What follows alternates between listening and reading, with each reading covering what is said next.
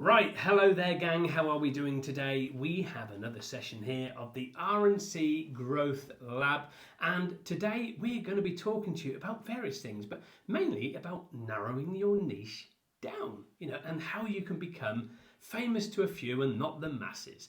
I am Richard from the R&C Growth Lab. I'm Carolynne.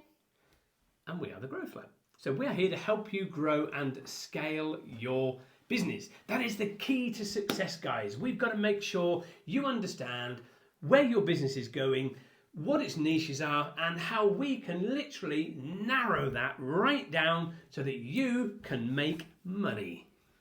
I think it's talking about mainly trying not to be like a jack of all trades. Try not to have, it's okay having many fingers in many pies, but being connected is really good. So don't be a vehicle detailer and then go sell ice cream on a weekend. It's not, just to make a quick pound or whatever. It's not, you need to specialize in a certain business, but then also specialize down from that too into, like we did, we were doing detailing. Yep. And then specialized in the leather side of it. So it's finding what you like best, I think, is the key to it, because you do have to enjoy what you're doing. So I think finding the part of that particular business that you really, really like, you're really good at it, people talk about it when you've done it. So I think, it's finding the niche in that particular business that you want to do. The thing is, with us at the Leather Repair Company, we're using that as a guide to sort of tell you what we've done with our business. Now, what we've managed to do, obviously, leather repair is a huge market. It's not just cars, it's not just boats, it's planes. You've got leather on floors, walls. You go into jeweler shops and they've got cases for items. You go into a Rolex store. And we've worked in Rolex stores, and we do work with Rolex stores. So all the trays are leather, yeah. So when you're buying something like a lovely Rolex, they're going to be handing that to you on a beautiful, delightful leather tray. Allegedly, we've not. Allegedly, it's very difficult to tell whether they're real leather or not. But we're told by the designers who we work with that design all of these stores, these are genuine leather.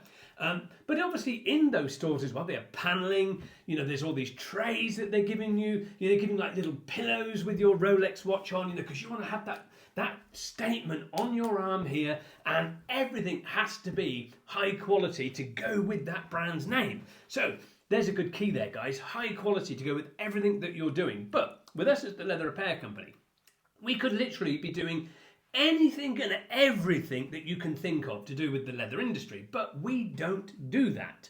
We narrowed that down many years ago, and we specialise in leather jackets. That is our speciality. It is the one thing that we are very well known for, and you have to become very well known for what your niche is as well. You've got to get your audience. Who is your audience? Narrow it down. Find out who they are. It's that simple, really. Yeah, I think that's the second part of it, isn't it? It's finding exactly the niche you want to be in, the business you want to be in, but then do the same thing to your target audience. So you need to find those specific group of people. Oh yeah, absolutely. That want to use your specific service as well. So if you want to target, the knitting club that's in the village hall, or just something as simple as that, put a little sign up in the village hall so the knitting club is going to see exactly what you can do. Well, yeah, obviously, if you're going to supply knitting stuff, then that is exactly where you want to go, because that is your target audience, which is exactly what Carolynne said there. Go to that village hall, put that sign up. Perfect, isn't it? Exactly. So you're honing on where those people tend to gather. Is it the golf club? Is it just in the pub? Is it in a posh restaurant somewhere? Ask if you can put business cards on the counter. Just where your target audience go to, you go there too. And you make your name, put it on the wall, on the counter, anywhere you can find. We've found ourselves before now trawling around shops, Harrods, Harvey Nichols, things like that. Oh, yes. In the centre of London when we was on a break with the girls when they were smaller. We had a little pocket full of our leather repair company Business cards. Yeah, you've got to think outside the box, guys, but let's think inside the box as well. And then literally in the box, in the pockets, in everywhere. We littered our business cards in every leather jacket pocket we could find. And it's like with most things, we still didn't get into trouble for that. You may get into trouble, but once you do, you stop it and go somewhere else and do the same thing again. There's people that I know that use things like, getting onto that subject, it's actually reminding me of something. People that sort of use like bikes, they chain them up all the way around town and they're all decked out in the company colours and it's got their company logo and name on it. It's like, come down to XYZ, come to so-and-so's ice cream parlour, or whatever it is. What a great way to advertise. It's not really illegal, but if the council come to you and say, look guys, you've got 50 of these bikes around our little town of 500 people, you need to stop it. You find another town that's further down the road and you go and do it down there until you get into trouble. But then you think of doing something else. Instead of bikes, do something different so that the council don't cotton on. Even simple things like parking your van, your sign written, van. We always tend to park, if possible, at the outer end of the car park. We'll try and park where it's got a view of the main road. So anybody going down that main road is going to see your sign written van from the road. That we don't want to be distracting or causing accidents or anything like that. But you're not doing that. Just the place you park can be very important. Really important. And it only needs one person that's drove past that's like, oh my gosh. Yeah, they've seen it. I need them. They're going to remember if you've got a prominent logo, which we talk about in another one of these videos. They're going to remember your logo. They're not going to be able to write your number down off your van. They're not going to be able to write a website down unless there's a passenger in the van. So if you've got a memorable logo, a simple livery on your vehicle, they're going to remember it. And as soon as they get to their destination, if they've remembered that long by then, they're going to look for you and they're going to contact you. And it's worth it for that one potential customer. You've still got to gain their work after contact, but that's another story as well. It's worth it just from the place you park in. And again, that could be, depending on your type of business, you could have several businesses within that area where you're going to park, and you can go and park there on a regular basis. If you've got a vehicle that you do not use, like a car, and you are not having to pay for parking, but then again, it's still quite cheap. If it's going to cost you £10 a day to go and park your vehicle somewhere, it's a very cheap advert, get your car decked out with transfers all over it, shouting your company name, shouting what you do, park it outside, say, a target audience that you've narrowed down. So it could be, for argument's sake, that you do maybe physiotherapy. Go and park outside a gym. What a great way, because people have accidents in gyms, so people need to recover. So, that is a great place to go and, sort of do work through. Swimming pools, park outside there. If you've got something connected to that, anything. If you're going to teach people how to swim, park your vehicle outside the swimming pool, because they're going to be like, I can't teach you. There's a company here that can, So all these things you've got to narrow down your audience, because the thing with it is, it's, how can I put it? It's, you've got to be famous to a few. It's no point being famous to the masses. That will come once you've got all the people around you that are shouting about how good you actually are. Once you've got those few sort of loyal followers, fans. You want the fans. Let the fans shout about you. They are the cheapest advert that you could possibly ever have. Yeah, it's as simple as that. The scale that then reaches is huge. It's better than any, if you talk about social media, if you get 2 or 3 friends sharing one particular post you've done, all of their friends will see that, and then if one of them shares it as well, and then getting into market, by the time you've gone 3 or 4 friends down the line, it's difficult to get your teeth around.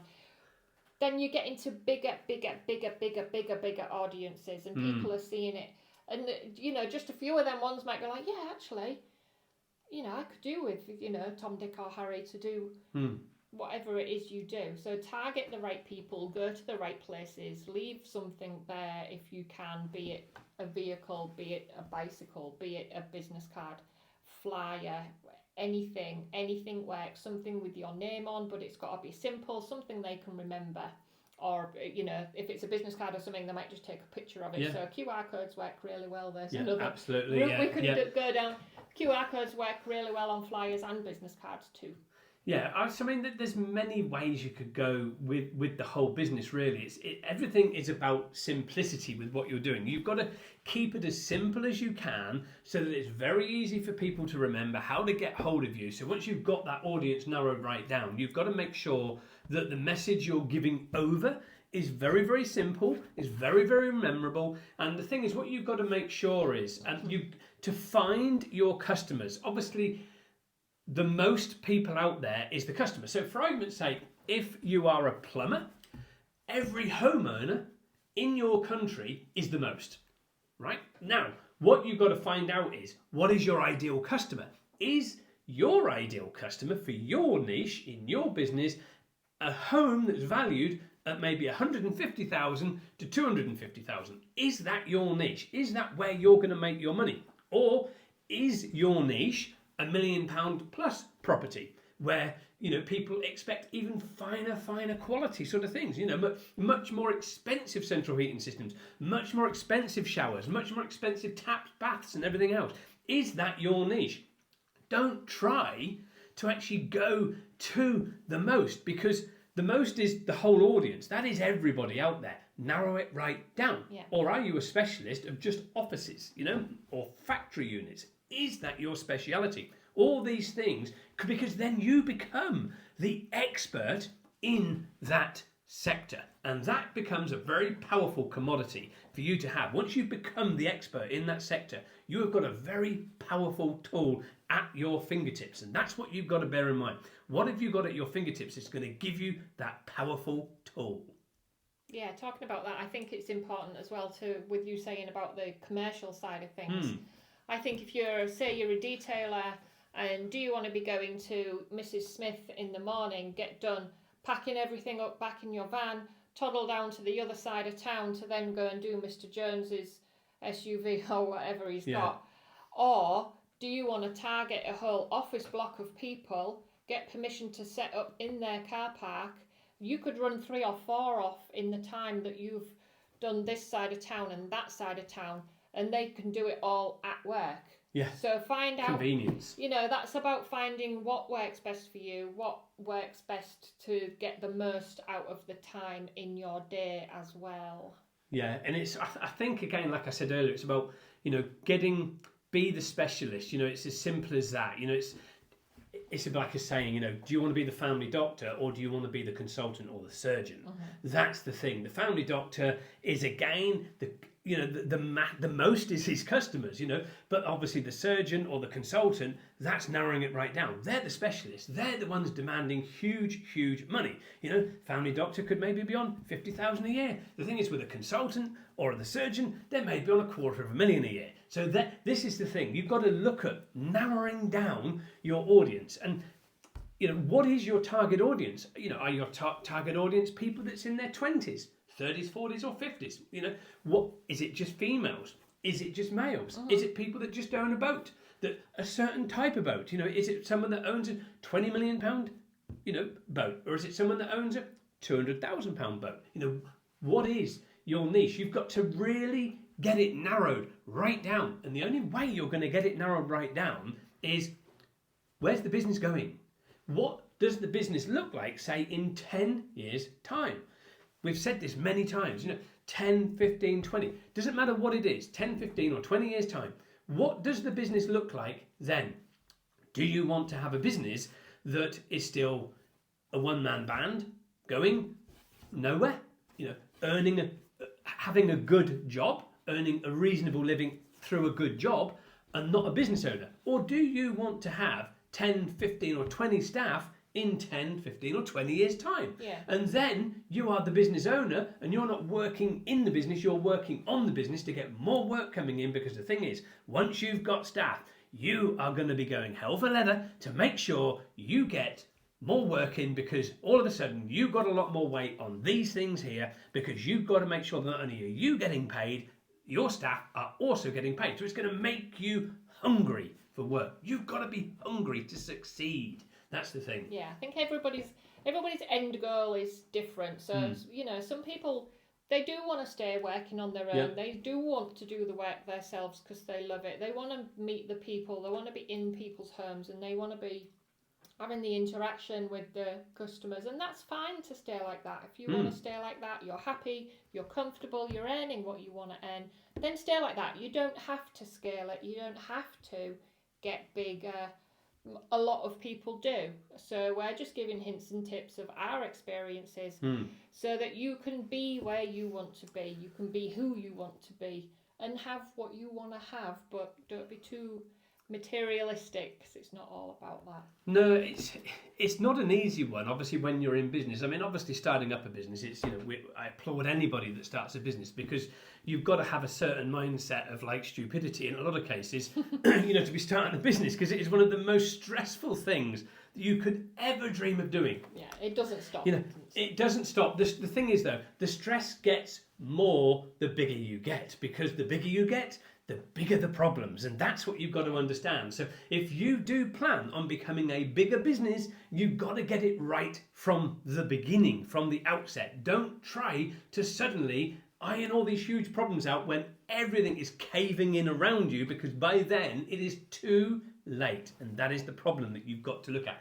It is too late. Yeah. So you've got to make sure, with everything that you do, guys, with this particular podcast, just remember that we did the one, like Carolyn said earlier, we did the one about, you know, logos, getting your logos right, and there were some great things in there, and we've had some great interaction. We've had some amazing feedback from people, which is really important. People coming back to us on email, people ringing us saying, oh my God, that podcast was absolutely amazing. We loved it. You have opened my eyes, because now I look at my own logo and I understand now why our printers have always said, this is a difficult thing to do. And I'm thinking, why is it difficult? It's just our logo.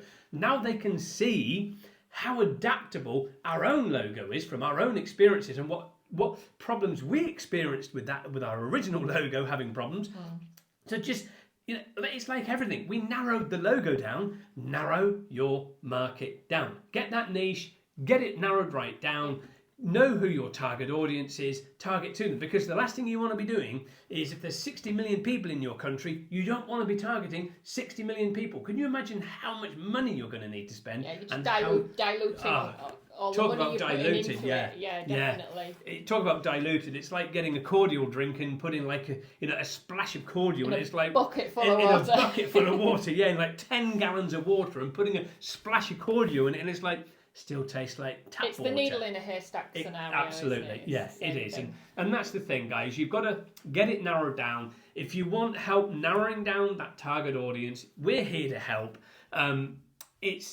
We've had all sorts of businesses, so that we can talk from such a perfect seat of such experience with what we've done in the different businesses that we've had. And together, to be fair, working together as, you know, husband and wife, it's not easy working in a business, but let me tell you now, we have formulated and worked together, and we produce a killer team. It's very, very simple, and that's what you've got to do. It's the culture, what we both believe in, what the culture we want for our business and our customers, and that makes us two completely unstoppable. And that's what you've got to become. Narrow it down, know your audience, become unstoppable, guys. We hope you like it. Please do the follow, you know, the usuals, which is follow, like, share. As Carolyn says, they're all down here. Shameless plugs. Shameless plugs, you know. So it's everything you do, guys. Remember it. And here's another great shameless plug. Go hell for leather. So we hope you enjoy it. Do subscribe, do like, do share, do comment. We're here. Please. Thank you, guys. We do appreciate you coming on board with these, and we really do love the feedback, because it is making us super passionate about what we do, because we love our business. We love helping people. That's what we're here to do. These are all completely free. There are other companies out there charging you a fortune for all of these. These are free on our R&C Growth Lab for you to learn from. Thank you very much, guys. I'm Richard from the R&C Growth Lab. And I'm Carolyn. From the R&C Growth Lab also. She forgot that part. Thanks, guys. We'll see you in the next one. Thank you. Keep on winning. Bye-bye. See ya.